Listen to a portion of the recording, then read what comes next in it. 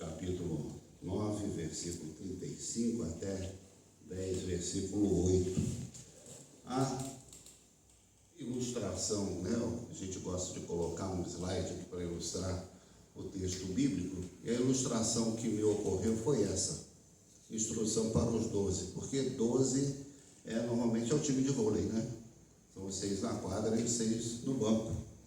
Então, de volta e meia, você tem durante a partida a parada técnica lá, o tempo técnico que os técnicos pedem para, então, darem instruções táticas, né? Como que os jogadores devem proceder em quadra para resolver os problemas, as falhas, não é? E melhorar seu rendimento, seu desempenho para conseguir vencer, então, cada set e depois a partida como um todo. E Jesus escolheu justamente 12 discípulos, não porque era um time de vôlei, né? Escolheu 12 discípulos porque era um número representativo das 12 tribos de Israel. Era como se fosse assim um número que simbolicamente indicava todo o povo eleito, todo o povo escolhido, todo o povo de Israel representado ali por aqueles 12 homens. Havia mais discípulos de Jesus do que aqueles 12. A gente lê, por exemplo, no livro de Atos, que é a comunidade dos discípulos, ali já tinham chegado umas 120 pessoas, 10 vezes os 12. Mas aqueles 12 eram realmente pessoas especiais, pessoas escolhidas a dedo, com determinados critérios por Jesus Cristo para segui-lo aonde quer que ele fosse, para acompanhá-lo, né, para largar tudo o que eles estavam fazendo e então acompanharem e aprenderem diretamente do ministério de Jesus Cristo, né? Por isso, esses 12. E aqui nós vemos que ele dá instruções. Ele primeiro, no versículo 35, ele faz um diagnóstico de um problema. O povo de Israel estava assim, como ovelhas que não tinham pastor, estava desorientado, não é? Porque aqueles que governavam Israel, cada um queria arrancar um pedaço desse povo. Os romanos dominavam a terra e eles tinham poder praticamente de vida e morte sobre qualquer pessoa ali no território. Os religiosos oprimiam o povo com uma série de regras, uma série de exigências, uma religiosidade legalista, não é? Então, o que sobrava para aquele povo? Quem tomava conta daquele povo? Não é? Então, eles não tinham alguém que cuidasse deles, que os alimentasse, que os tratasse realmente com a dignidade que eles mereciam. E quem veio preencher essa lacuna, quem veio tapar esse buraco foi Jesus Cristo. Mas ele precisava de auxiliares, ele precisava de pessoas para ajudá-lo a cumprir esse ministério. E então ele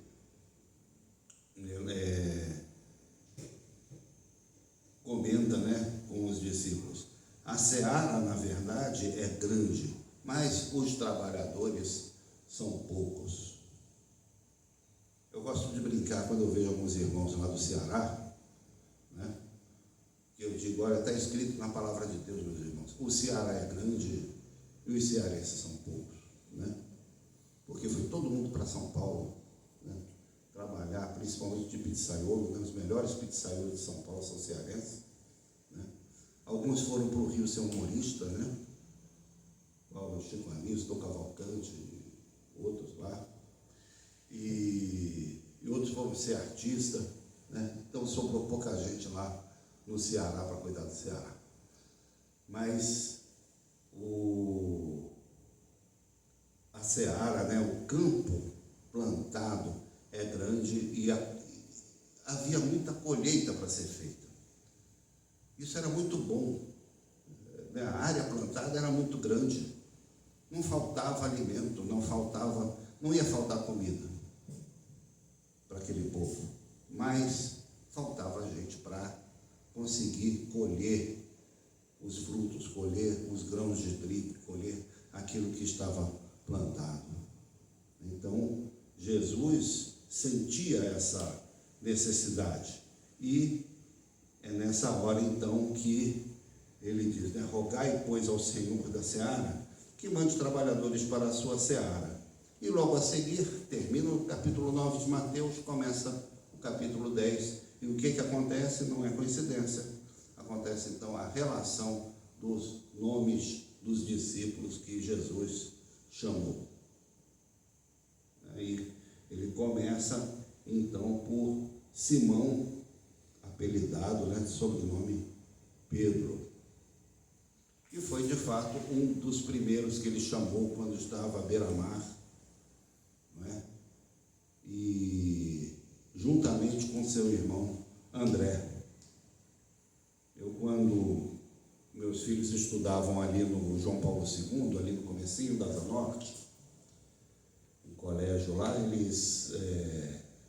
eu ia buscá-los, né, de carro, né, na hora da saída, meio-dia e pouco, meio-dia e meia, por aí, né, hora do almoço, para levar eles para casa. Aí chegava o pessoal das vans, né, também para levar as crianças lá que iam de van.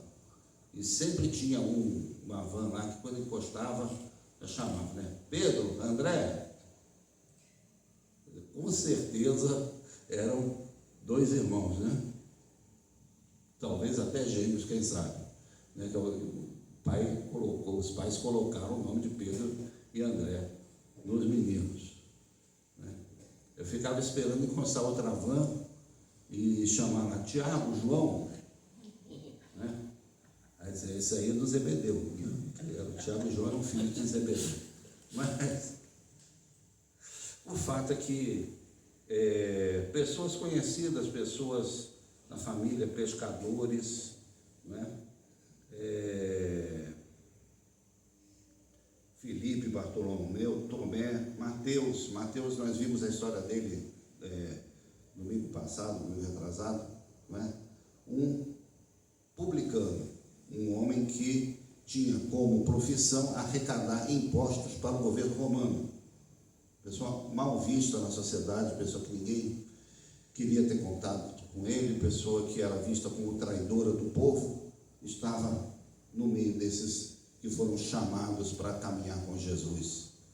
E, ao mesmo tempo, lá mais para frente aparece Simão o Zelote. Simão o Zelote, se ele era zelote, ele era membro de um grupo armado que combatia e que denunciava aqueles que traíam a pátria. Fico eu imaginando, num mesmo grupo, numa mesma sala, reunidos, Mateus de um lado, arrecadando impostos para os romanos, Simão o Zelote, membro da luta armada contra os romanos. Não é? Às vezes as pessoas querem descobrir assim o método gerencial de Jesus. Se você olhar no YouTube, você vai descobrir lá.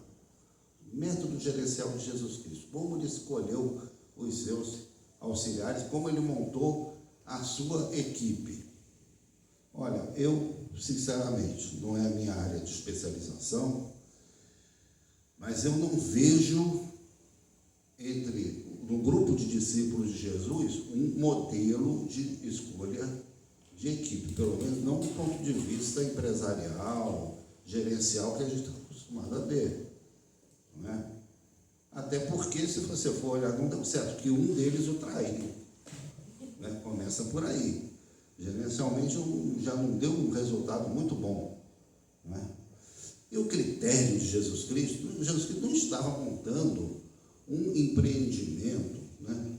Uma empresa, alguma coisa com fins lucrativos ou midiáticos. Não era esse o propósito de Jesus Cristo. Né? Ali, o grande critério ali Espírito Santo, e o Espírito Santo tem os seus métodos gerenciais que não são os nossos. Não é? Então, quando Jesus escolhe esses homens para serem seus discípulos, não eram os mesmos critérios de uma equipe toda harmoniosa, que joga junto, que se entrosa, que tem os mesmos valores e tudo.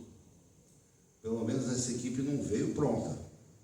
Claro que caminhando com Jesus, convivendo com Ele, aprendendo dele, né, eles foram evoluindo, eles foram moldando o seu caráter, eles foram crescendo como pessoas e espiritualmente. Certo? Eles são o retrato da igreja. Essas 12 pessoas são o retrato da igreja. Da mesma forma que 12 homens eram representativos das 12 tribos de Israel, do total do povo de Deus, historicamente, eles são também representativos de toda a igreja, espalhada sobre a face da terra. Porque aqui você vai ter pessoas de um determinado pensamento, de uma determinada tradição, de uma determinada formação. Tínhamos aqui pescadores, né? Pessoas que tinham um trabalho braçal, né? Mas tínhamos também pessoas mais estudadas. Mateus, por exemplo, era alguém que mexia lá com a contabilidade, com Judas também era o tesoureiro do grupo, né? Então era uma multiplicidade de perfis que compunha essa equipe que Jesus escolheu para realizar então a sua missão, o seu ministério, né? E mais tarde cada um deles seguiu então um caminho, cada um deles foi proclamar o Evangelho de Jesus Cristo em um determinado lugar. Aí entram, né, as diversas tradições. Dizem que o apóstolo Tomé, por exemplo, foi em direção à Índia. Teria saído de Jerusalém, pregado o Evangelho para o lado do Oriente. Se não me engano, Bartolomeu teria ido para a Armênia, e lá ele acabou sendo morto, assim como Tomé morreu na Índia, né? Bartolomeu depois morreu no reino da Armênia, que foi um dos primeiros reinos a adotar a fé cristã como religião oficial. Todo mundo lembra de Roma, né? Edito de Milão, 310. Mas no mesmo ano, na Armênia também o rei lá reconheceu o cristianismo como religião oficial. A gente não conhece muito essa história, né? Fruto do trabalho desses homens que se espalharam pelo mundo, cumprindo aquilo que Jesus Cristo mais tarde diria para eles: indo por todo o mundo, preguem a boa notícia, o Evangelho, né, fazendo discípulos de todas as nações. Aqui, no capítulo 10 de Mateus, eles ainda não estão nesse estágio. Eles ainda não estão saindo para todo mundo. Pelo contrário, Jesus aqui ele é bastante restritivo. E ele diz: olha, não tomeis rumo aos gentios, nem entrei em cidade de samaritanos. Ele estava começando um trabalho de base, primeiro entre aqueles que conheciam a religião de Israel, entre os próprios conterrâneos ali. Esse foi o primeiro chamado deles. E como diz aquela frase: não devemos desprezar os pequenos começos. Eles começaram de dentro de casa. Mais tarde, aí sim, né? Judéia, Samaria, né? Jerusalém, Judéia, Samaria, até os confins da terra. Aí, tudo bem. Mas Mas aqui eles estavam começando de perto de casa mesmo, não é? Então, de preferência, procurai as ovelhas perdidas da casa de Israel. Quem eram essas ovelhas perdidas? Eram justamente aquelas pessoas que a religião de Israel não reconhecia. Eram justamente os publicanos, eram aquelas mulheres que eram consideradas de vida não muito correta, né? Aqueles homens também que eram considerados pecadores, aqueles que recorriam a pequenos furtos, a trambiques, a coisas para sobreviver dentro da sociedade. Essas eram as ovelhas perdidas da casa de Israel. E era por ali que eles deveriam começar, né? Então, aqui não quer dizer que o chamado para a pregação do Evangelho ficou restrito só a essa comunidade. Estamos aqui no começo de uma obra, de um ministério que depois se ampliaria para todo o mundo. O que é interessante é que as ordens de Jesus são bem diretas e muito simples. Curai enfermos, ressuscitai mortos, purificai leprosos, expelir demônios. Só isso. Ressuscitar mortos, gente. Né? Vai lá, ressuscita aquele rapaz ali que morreu. Imagina isso, né? Purifica aquele leproso ali. Isso significa que Jesus estava partilhando com aqueles homens o poder que ele mesmo tinha. Estava dando àqueles homens essa autoridade. Nós também temos essa mesma autoridade. É muito importante a gente ter essa consciência, não é? Não pelos nossos poderes, não pelas nossas virtudes, não pelas nossas características, pelas nossas vocações, não é isso, não é?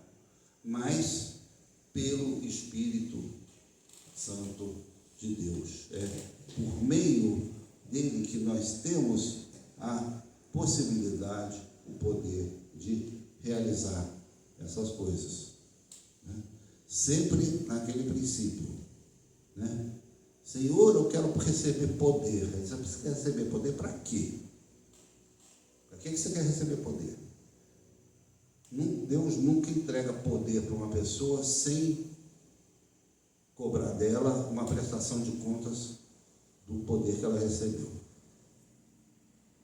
Se alguém quer receber poder para se promover, para se projetar, para engrandecer o próprio nome, então, sinceramente, não é essa a finalidade, não é para isso que existe o poder de Deus, não é para isso que Deus distribui o seu poder.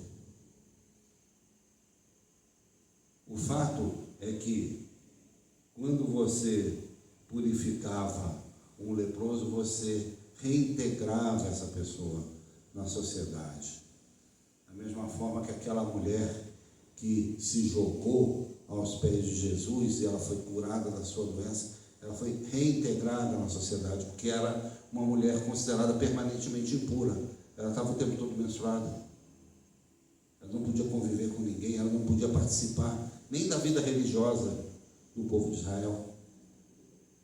Quando Jesus cura aquela mulher, ela é restaurada na sua dignidade. Por trás de todos esses poderes, esses sinais, essas coisas milagrosas, digamos assim, extraordinárias, que Jesus realiza e fala para os seus discípulos realizarem também, existe por trás disso uma fundamentação: restaurar a dignidade das pessoas. Aí, de ovelhas perdidas da casa de Israel, elas passam a ser ovelhas dentro do aprisco. importante a gente ter essa imagem da ovelha perdida. A ovelha perdida, ela está por ali, sem alimento, desprotegida, exposta ao tempo, exposta aos predadores. Quando você resgata essa ovelha, você a resgata para uma comunidade de acolhimento, de proteção, de alimento, de tudo isso. Então, é esse o verdadeiro fundamento do chamado de Jesus para os seus discípulos. Tragam essas ovelhas de volta para o aprisco. Restaurem a sua dignidade, restaurem a sua saúde.